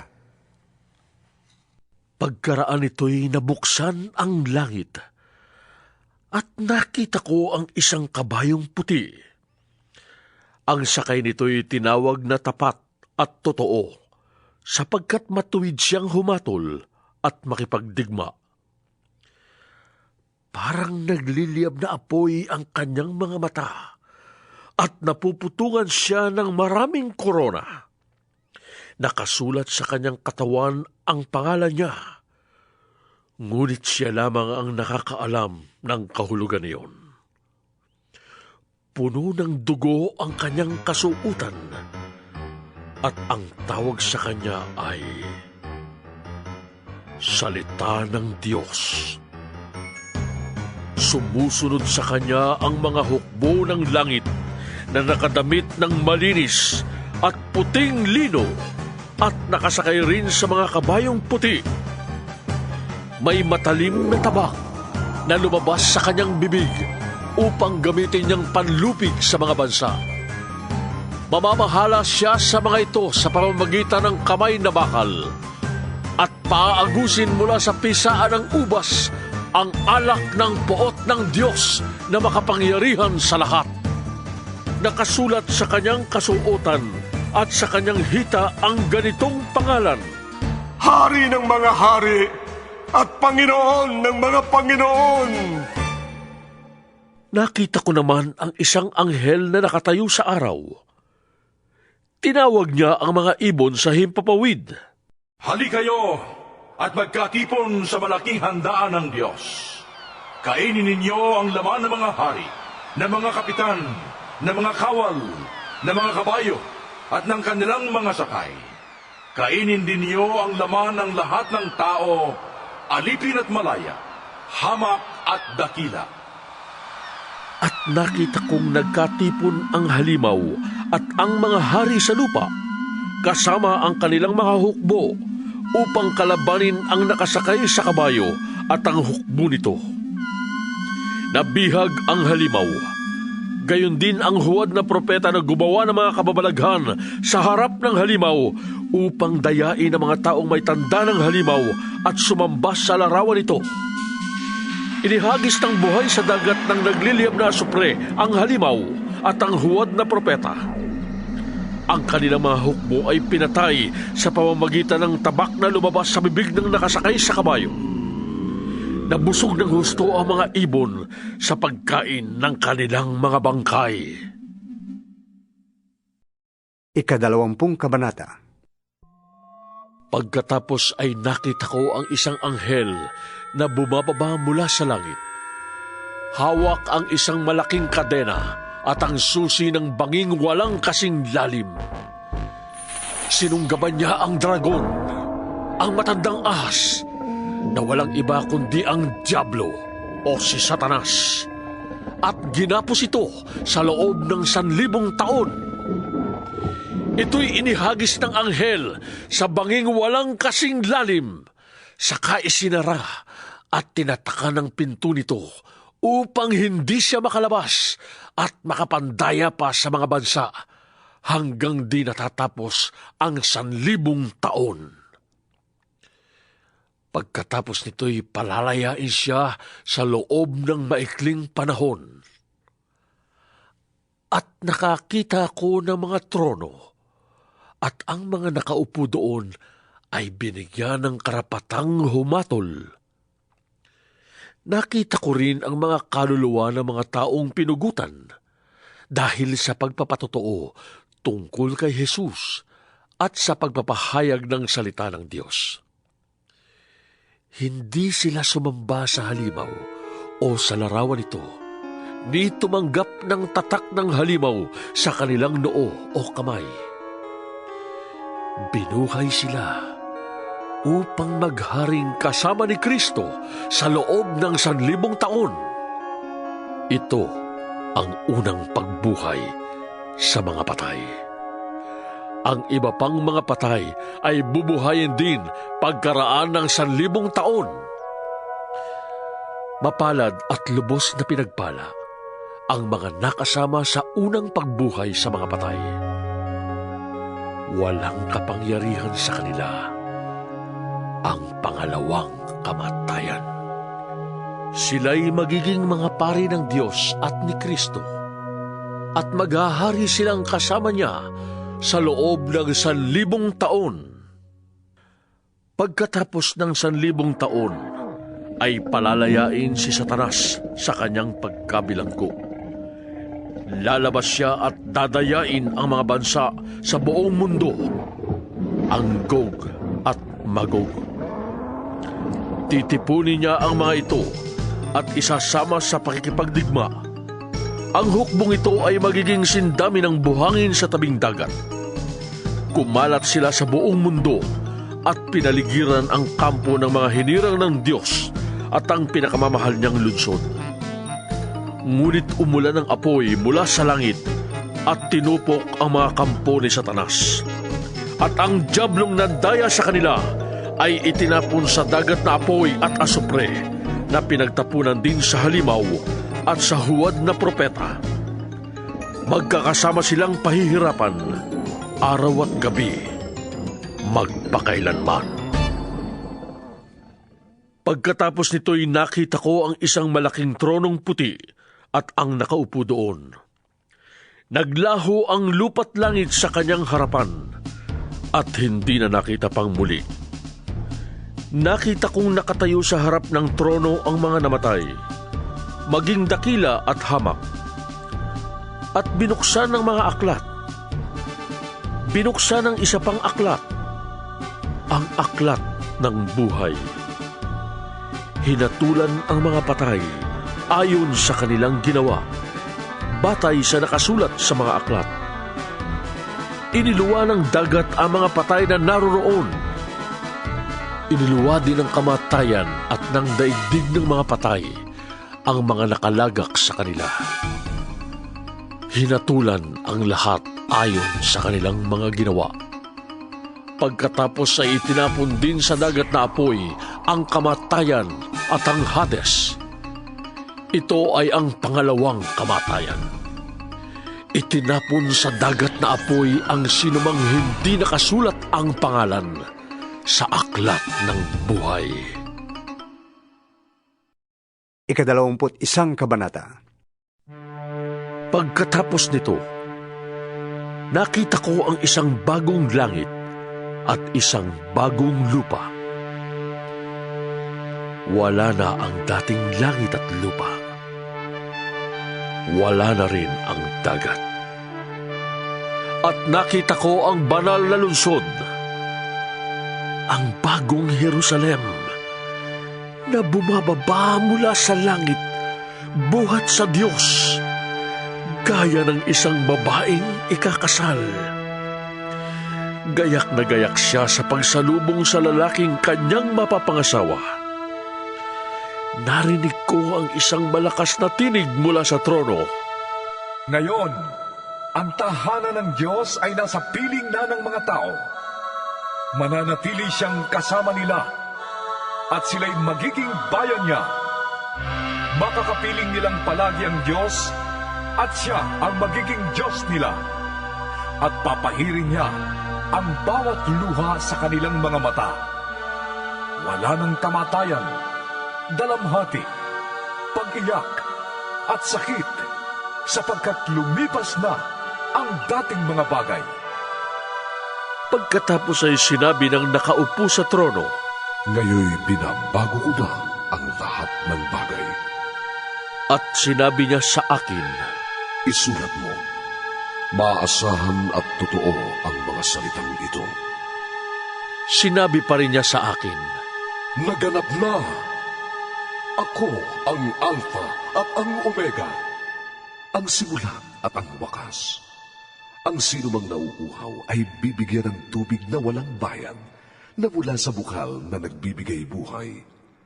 Ito ang makakamtan ng magtatagumpay.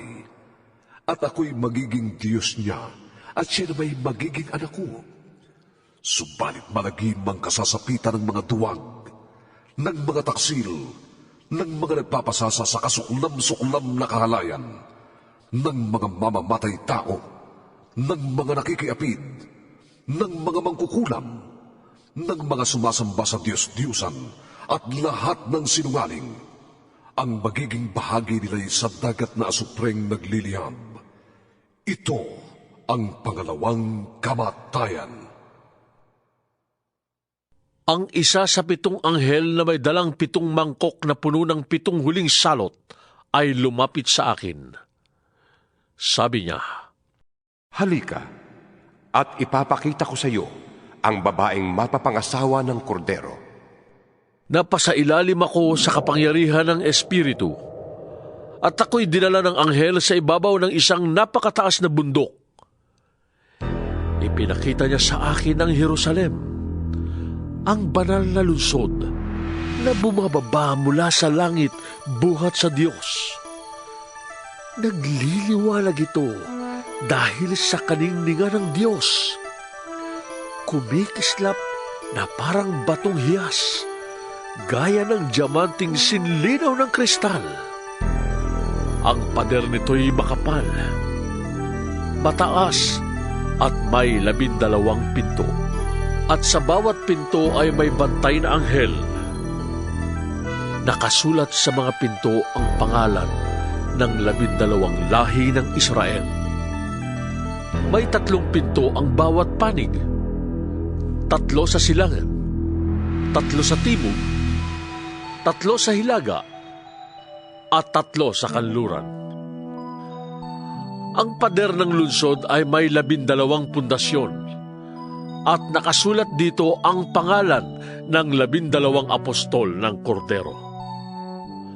Ang anghel na nagsalita sa akin ay may hawak na gintong panukat upang sukatin ang lungsod, ang mga pinto at ang pader nito. Parisukat ang ayos ng lungsod. Kung ano ang haba, ay siya ring luwang. Sinukat ng anghel ang lungsod, at ang lumabas na sukat ng lungsod ay 2,400 kilometro ang haba at ang luwang, gayon din ang taas. Sinukat din niya ang pader at 66 na metro naman ang taas nito, ayon sa panukat na dala ng anghel. Batong haspe ang pader at ang lungsod ay lantay na gintong kumikinang na parang kristal. Ang saligan ng pader ay puno ng lahat ng uri ng mahahalagang bato. Haspe ang una, safiro ang ikalawa, kalsedonia ang ikatlo, esmeralda ang ikaapat, onise ang ikalima, cornalina ang ikaanim, krisolito ang ikapito, berilo ang ikawalo, topasyo ang ikasyam, krisopraso ang ikasampu, hasinto ang ika-11 at amatista ang ika-12. Perlas ang 12 pinto. Bawat pinto ay yari sa iisang perlas. Purong ginto ang lansangan ng lungsod at kumikinang na parang kristal. Napansin ko na walang templo sa lungsod, sapagkat ang pinakatemplo doon ay ang Panginoong Diyos na makapangyarihan sa lahat at ang Kordero. Hindi na kailangan ng araw o ang buwan upang bigyan ng liwanag ang lungsod, sapagkat ang kaluwalhatian ng Diyos ang nagbibigay ng liwanag doon. Ang Kordero naman ang siyang ilawan. Sa liwanag nito'y lalakad ang lahat ng tao at dadalhin doon ng mga hari sa lupa ang kanilang kayamanan. Mananatiling bukas sa buong maghapon ang mga pinto ng lungsod, sapagkat hindi nasasapit doon ang gabi. Dadalhin sa lungsod ang yaman at dangal ng mga bansa, ngunit hindi makakapasok doon ang anumang bagay na marumi sa paningin ng Diyos. Ito'y ang mga gumagawa ng masama at ang mga sinungaling, ang mga tao lamang na ang pangalan ay nakasulat sa aklat ng buhay na iniingatan ng Kordero ang makakapasok sa lungsod. 22 kabanata. Ipinakita rin sa akin ng anghel ang ilog na nagbibigay buhay. Ang tubig nito na sinlinaw ng kristal ay bumubukal mula sa trono ng Diyos at ng Kordero at umaagos sa gitna ng lansangan ng lungsod. Sa magkabilang panig ng ilog ay may punong kahoy na nagbibigay buhay. Ang bunga nito'y iba-iba bawat buwan at nakapagpapagaling naman sa sakit ng mga tao ang mga dahon nito. Wala doong makikitang anuman na isinumpa ng Diyos. Makikita sa lungsod ang trono ng Diyos at ng Kordero at sasambahin siya ng kanyang mga lingkod. Makikita nila ang kanyang mukha at masusulat sa kanilang noo ang kanyang pangalan. Dooy wala ng gabi, kaya't hindi na sila mangangailangan pa ng mga ilaw o ng liwanag ng araw. Sapagkat ang Panginoong Diyos ang magiging ilaw nila at maghahari sila magpakailanman. At sinabi sa akin ng anghel, Maaasahan na totoo ang mga salitang ito. Ang Panginoong Diyos na nagkaloob ng kanyang espiritu sa mga propeta, ang siyang nagsugo sa kanyang mga anghel upang ihayag sa mga lingkod niya ang mga bagay na magaganap sa lalong madaling panahon. Makinig kayo! Sabi ni Jesus, Darating na ako! Mapalad ang tumutupad sa mga propesiya na nilalaman ng aklat na ito. Akong si Juan, ang nakarinig at nakakita sa lahat ng ito. Matapos kong marinig at makita ang lahat, ako'y nagpatira pa sa paanan ng anghel na nagpakita sa akin ng mga ito upang siya'y sambahin. Ngunit sinabi niya, Huwag, ako may alipin ding tulad mo. At tulad din ng iyong mga kapatid na propeta at ng lahat ng sumusunod sa mga salita sa aklat na ito. Ang Diyos ang sambahin mo. At sinabi rin niya sa akin, Huwag mong ililihim ang mga propesiya na nasa aklat na ito, sapagkat malapit nang maganap ang mga ito. Magpatuloy sa pagpapakasama ang masama. Magpatuloy sa pagpapakarumi ang marumi.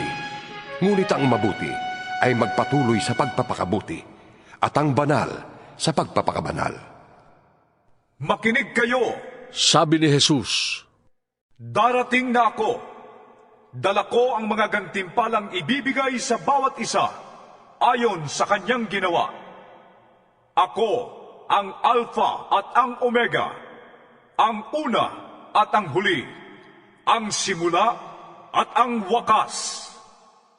Mapapalad ang naglilinis ng kanilang kasuotan, sapagkat bibigyan sila ng karapatang pumasok sa lungsod at kumain ng bunga ng punong kahoy na nagbibigay buhay. Subalit maiiwan sa labas ng lungsod ang mga makasalanan, ang mga mangkukulam, ang mga nakikiapid, ang mga mamamatay tao, ang mga sumasamba sa Diyos-Diyosan, at ang mga sinungaling sa salita at sa gawa. Akong si Jesus ang nagsugo sa aking anghel upang ang mga bagay na ito'y ipahayag sa inyo na nasa mga iglesia. Ako'y mula sa angkan ni David. Ako ang maningning na tala sa umaga. Sinasabi ng Espiritu at ng babaeng ikakasal, Hali kayo! Lahat ng nakakarinig nito ay magsabi rin, Hali kayo! Lumapit ang sinumang nauuhaw. Kumuha ang may gusto ng tubig na nagbibigay buhay. Ito'y walang bayad. Akong si Juan ay nagbibigay ng babala sa sinumang makarinig sa mga propesiya na nasa aklat na ito. Ang sinumang magdaragdag sa nilalaman ng aklat na ito ay daragdagan ng Diyos ng parusa. Idaragdag sa kanya ang mga salot na nakasulat dito. Ang sinumang mag-alis ng anuman sa mga propesiyang naririto ay aalisan naman ng Diyos ng karapatan sa bunga ng punong kahoy na nagbibigay buhay at sa banal na lungsod na binabanggit dito. Sinasabi ng nagpapatotoo sa lahat ng ito. Tiyak na nga, darating na ako. Amen. Sana'y dumating ka na, Panginoong Jesus. Naway makamtan ng lahat ang pagpapala ng Panginoong Jesus.